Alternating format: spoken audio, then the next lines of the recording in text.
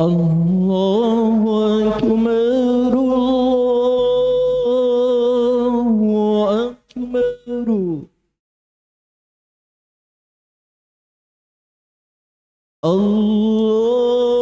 الله أكبر الله أكبر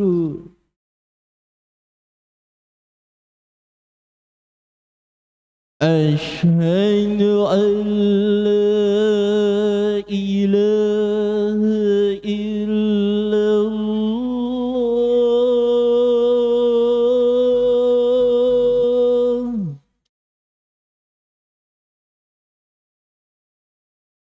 أشهد أن لا إله إلا الله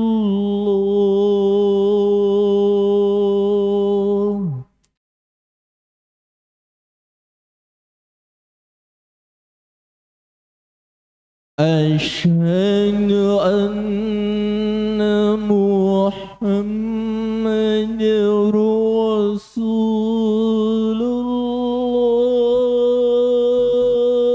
الله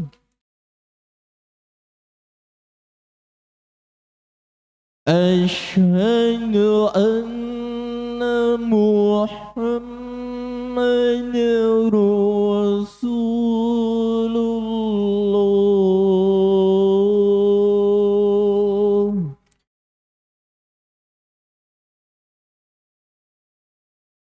حي على الصلاة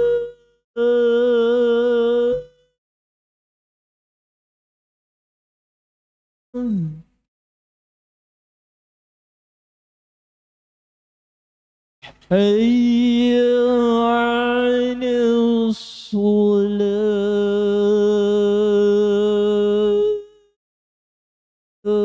الصلاة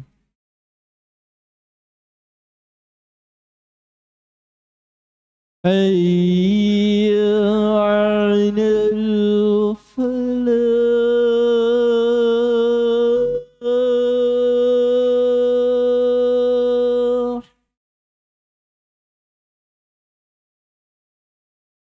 حي على الفلاح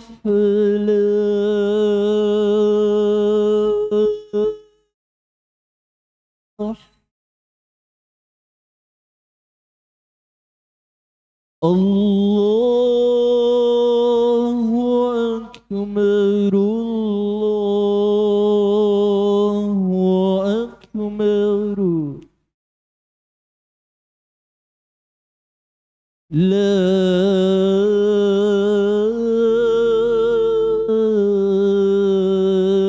إله إلا الله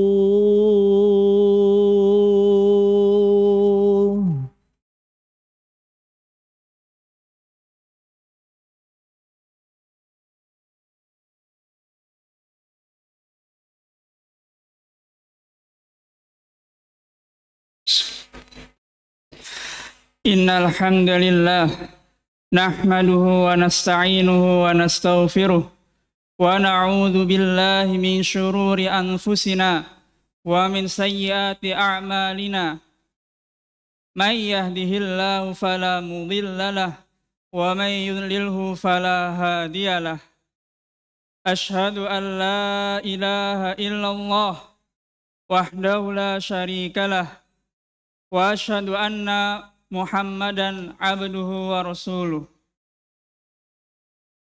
Qala Allah Ta'ala fi kitabihil karim Ya ayyuhalladzina amanu taqullaha wa qulu qawlan sadida yuslih lakum a'malakum wa yaghfir lakum dhunubakum wa man yuti'illaha wa rasulahu faqad faza fawzan 'azima. Amma ba'du. Jamaah Jumat yang dirahmati oleh Allah Subhanahu wa taala. Pertama-tama marilah kita bersyukur kepada Allah Subhanahu wa taala yang dengan rahmat serta hidayahnya lah pada siang hari ini kita bisa berkumpul kembali di masjid yang diberkahi ini untuk menunaikan kewajiban kita sebagai seorang muslim. Kemudian tak lupa khotib mewasiatkan kepada diri sendiri sebelum kepada para jamaah sekalian agar senantiasa bertakwa kepada Allah Subhanahu wa taala. Yang mana dengan takwa itulah Allah Subhanahu wa taala akan memudahkan segala urusan kita. Qala Allah taala, "Wa may yattaqillaha yaj'al lahu makhraja wa yarzuquhu min haitsu la yahtasib." Barang siapa yang bertakwa kepada Allah Subhanahu wa taala, niscaya Allah akan jadikan untuknya jalan keluar dan akan memberikan rezeki dari arah yang tidak disangka-sangka. Jamaah Jumat yang dirahmati oleh Allah Subhanahu wa taala. Dalam hidup ini kita selalu berada di antara dua pilihan. Pilihan untuk berharap dan juga takut, di antara khauf dan roja. Pilihan agar mendapat kebaikan dan terhindar dari keburukan. Oleh karena itulah para jamaah sekalian yang dirahmati oleh Allah Subhanahu wa taala, dengan terjadinya fenomena yang kemarin kita rasakan, maka patutlah kita mengingat firman Allah Subhanahu wa taala di mana Allah mengatakan, "Qul huwal qadiru ala ay yab'atsa 'alaikum 'adzabam min fawqikum aw min tahti arjulikum." Bahwasanya Allah Subhanahu wa taala berfirman, dialah Allah yang maha kuasa untuk mengirimkan kepada kalian azab atau siksaan min fawqikum, dari atas kalian, au min tahti arjulikum, atau dari bawah kaki-kaki kalian. Para ulama ketika menafsirkan firman ini, diantaranya adalah Mujahid, beliau mengatakan au min tahti arjulikum, atau dari bawah kaki-kaki kalian, qala al-khosaf. Maksudnya di situ adalah al-khosaf, yaitu gempa bumi atau ditelan oleh bumi. Oleh karena itu, jamaah Jumat yang dirahmati oleh Allah Subhanahu wa taala, dengan apa yang kita rasakan pada hari-hari yang lalu, patutlah kita untuk mengambil pelajaran. Karena sebagai seorang muslim, baik dia adalah seorang pejabat ataupun rakyat biasa, maka selalu bisa untuk mengambil iktibar atau pelajaran dari segala hal yang terjadi. Karena Allah Subhanahu wa taala tidaklah melakukan suatu hal untuk sesuatu yang sia-sia. Allah Subhanahu wa taala pastilah mentadbir, mengatur alam ini untuk tujuan yang bermanfaat, sesuatu yang harus kita renungkan. Pada khutbah kali ini kita akan membahas 3 hal, sebab-sebab yang dengannya mudah-mudahan Allah Subhanahu wa taala menghindarkan kita semua dari siksa dan dari azabnya, yaitu dari gempa bumi atau al-khosaf. Jamaah Jumat yang dirahmati oleh Allah Subhanahu wa taala, di dalam sejarah Islam bahwasanya pertama kali tercatat adanya terjadi gempa itu adalah ketika masa Khalifah Umar Ibn Khattab radhiyallahu anhu. Adapun ketika masa Nabi SAW selama 23 tahun, ketika beliau berdakwah, ditambah 2 tahun masa Khalifah Abu Bakar, belum pernah tercatat sama sekali dalam kitab-kitab sejarah maupun kitab-kitab hadis bahwasanya pernah terjadi gempa. Oleh karena itu, para ulama ketika mengabadikan peristiwa ini, beliau mengatakan bahwasanya Umar ketika terjadi gempa, dikatakan sampai ranjang-ranjang itu bergetar dan lantai-lantai bergetar. Beliau kemudian mengatakan, maka hadhihi zalzalatu illa inda syai'in ahdastumuhu. Tidaklah terjadi gempa ini kecuali karena sesuatu yang kalian perbuat. Kemudian beliau mengancam, jika seandainya gempa ini kembali lagi, niscaya saya akan tidak tinggal dengan kalian. Saya akan mencari kota yang lain. Nah, di sini diriwayatkan oleh Abdul Razak dalam musannafnya. Oleh karena itu jamaah Jumat dirahmati oleh Allah Subhanahu wa taala, perlu kita ketahui yang pertama bahwasanya seorang muslim ketika ingin terhindar dari marah bahaya Allah Subhanahu wa taala berupa gempa, maka yang pertama ketika terjadi gempa hendaklah dia mengingat akan dosa-dosanya, yaitu bertobat kepada Allah Subhanahu wa taala. Beliau di dalam riwayat setelahnya, Khalifah Umar bin Khattab radhiyallahu anhu mengatakan, menasihati kaum muslimin ketika itu. Beliau mengatakan, wa inna hadhihi rajfah kitabun minallahi li khalqih. Sesungguhnya gempa ini adalah teguran dari Allah kepada makhluknya. Fa'tabuhu bi ta'atih. Maka bertobatlah kalian wahai kaum muslimin dengan melaksanakan ketaatan kepadanya. Wa khafu iqabahu, dan takutlah kalian dari siksanya. Kemudian Khalifah Umar membawakan sebuah ayat. Afa amina ahlul qura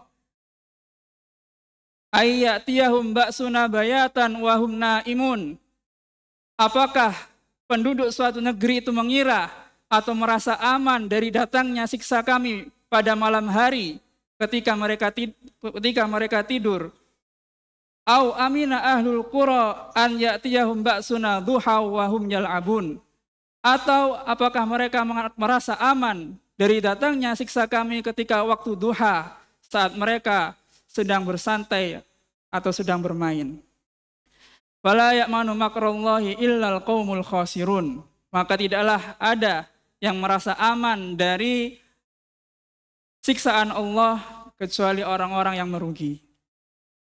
Oleh karena itu jamaah Jumat yang dirahmati oleh Allah Subhanahu wa taala, hal pertama yang harus kita lakukan adalah bertobat kepada Allah Subhanahu wa taala. Baik yang pejabatnya maupun tokohnya maupun kita sebagai rakyat biasa. Hendaknya kita bertobat kepada Allah. Para ulama menyebutkan ada 6 syarat jika seorang ingin bertobat kepada Allah. Yang pertama, tentunya ketika melakukan taubat dia ikhlas kepada Allah Subhanahu wa taala. Bukan karena keinginan yang lain, tapi karena dia jujur kepada Allah, ingin kembali kepada Allah. Yang kedua, hendaknya dia berhenti dari melakukan perbuatan tersebut. Tidaklah disebut taubat kecuali dia berhenti dari melakukan perbuatan atau maksiat tersebut. Yang ketiga, hendaknya dia menyesal atas maksiat yang telah dia lakukan sebelumnya. Kemudian dia berazam kepada Allah untuk tidak mengulangi kembali maksiat yang telah dia lakukan. Yang kelima, taubat tersebut dilakukan sebelum datangnya ajalnya atau sebelum matahari terbit dari arah barat. Karena jika sudah datang 2 hal ini, pintu taubat seorang hamba sudah ditutup. Dan yang terakhir, kata para ulama, jika perbuatan atau maksiat ini berkaitan dengan mengambil hak seorang hamba, sesama hamba, maka hak tersebut harus dikembalikan.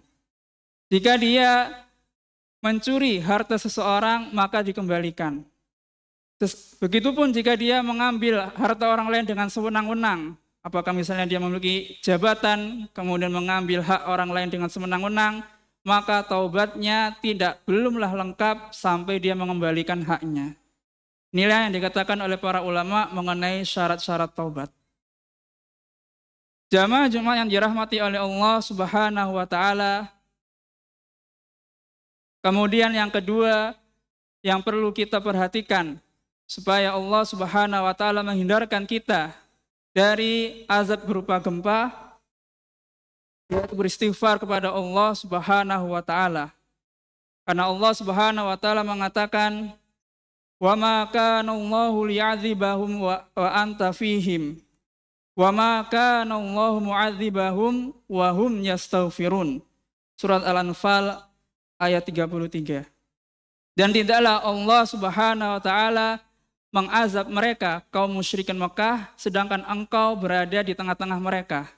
Dan tidaklah Allah mengazab mereka, sedangkan mereka beristighfar kepada Allah Subhanahu wa Ta'ala.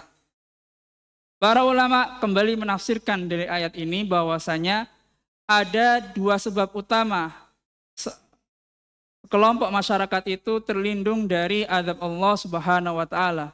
Yang pertama dengan adanya Nabi Muhammad SAW, dan hal ini telah berlalu.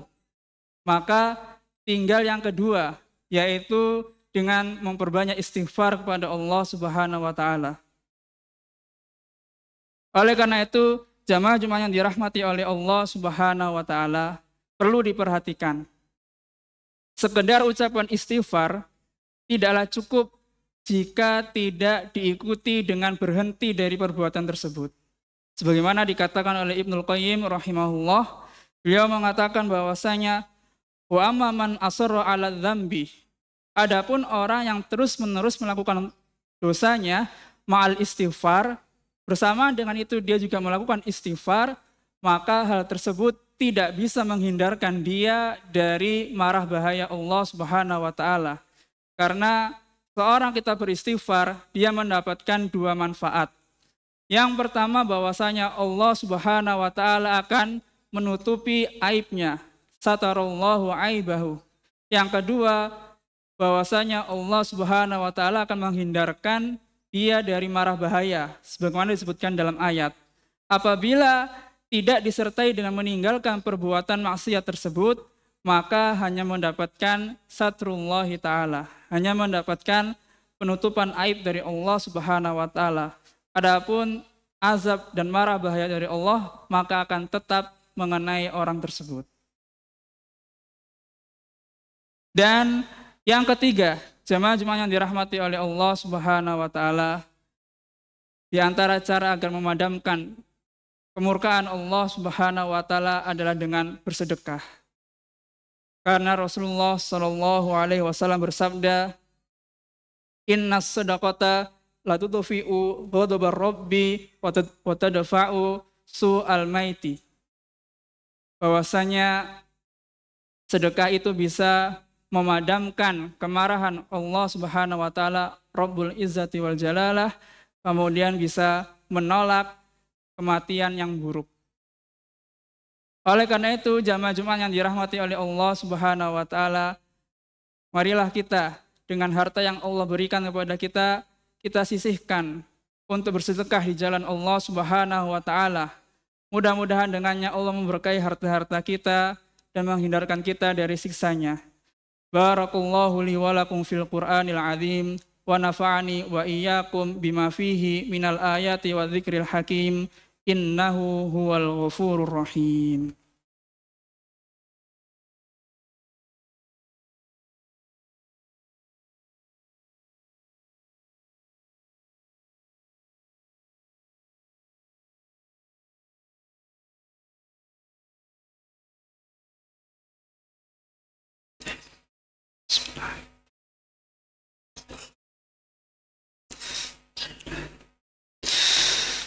Alhamdulillahi wahdah, wassalatu wassalamu ala man la nabiyya ba'dah, wa ala alihi wa sahbihi wa man walah, amma ba'du. Jamaah-jamaah yang dirahmati oleh Allah Subhanahu wa Ta'ala, mengawali khutbah kedua, tak lupa sekali lagi khotib mewasiatkan kepada diri sendiri dan kepada para jamaah sekalian agar senantiasa bertakwa kepada Allah Subhanahu wa Ta'ala. Qala Allah Ta'ala, ya ayyuhalladzina amanu taqullaha haqqa tuqatih wa la tamutunna illa wa antum muslimun. Wahai orang-orang yang beriman, bertakwalah kepada Allah dengan sebenar-benarnya takwa, dan janganlah kalian mati kecuali dalam keadaan beriman. Jamaah-jamaah yang dirahmati oleh Allah Subhanahu wa Ta'ala, melengkapi ketiga poin sebelumnya dan menutup khutbah pada kali ini dengan yang keempat, supaya kita dihindarkan oleh Allah Subhanahu wa Ta'ala dari mara bahaya gempa. Sebagian ulama mensunnahkan untuk melakukan sholat sunnah setelah terjadi gempa. Hal ini berdasarkan sebuah riwayat dari sahabat Ibnu Abbas radhiyallahu anhuma bahwasanya pernah terjadi suatu ketika gempa di kota Basrah. Kemudian Ibnu Abbas radhiyallahu anhuma melakukan sholat. Disebutkan dalam riwayatnya bahwasanya sholat ini seperti sholat kusuf atau sholat gerhana. Adapun sebagian ulama membolehkan 2 rakaat seperti sholat pada umumnya, nafilah biasanya. Di sini diriwayatkan oleh Imam Al-Baihaqi dan sanadnya sahih. Oleh karena itu para jamaah sekalian dirahmati oleh Allah Subhanahu wa taala, hendaknya tujuan dari para ulama menyebutkan ini adalah li'alla takuna ghafilin, supaya kita tidak termasuk orang-orang yang lalai dari mengingat Allah Subhanahu wa taala. Dan masih banyak lagi amal-amal kebaikan yang bisa kita lakukan. Mudah-mudahan Allah Subhanahu wa taala selalu menjaga negeri ini dan juga negeri-negeri kaum muslimin yang lainnya. Innallaha malaikatahu yusholluna 'alan nabi. Ya ayyuhalladzina amanu shallu 'alaihi wa sallimu taslima. Allahumma shalli 'ala Muhammad wa 'ala ali Muhammad kama shallaita 'ala Ibrahim wa 'ala ali Ibrahim innaka Hamidum Majid. Allahumma barik 'ala Muhammad wa 'ala ali Muhammad kama barakta 'ala Ibrahim wa 'ala ali Ibrahim innaka Hamidum Majid. Allahumma ighfir lil muslimina wal muslimat wal mu'minina wal mu'minat al ahya'i minhum wal amwat innaka sami'un qaribun mujibud du'a. Allahumma ansur ikhwanana al mustad'afina fi Filastin. Allahumma ansurhum wa tsabbit aqdamahum. Rabbana la tuzigh qulubana ba'da idh hadaitana wa hab lana min ladunka rahmah innaka antal wahhab. Rabbana atina fid dunya hasanah wa fil akhirati hasanah wa qina adzaban nar. Ibadallah, innallaha ya'murukum bil adli wal ihsani wa idza'itil qurba wa yanha 'anil fahsya'i wal munkari wal baghi ya'idukum la'allakum tadhakkarun.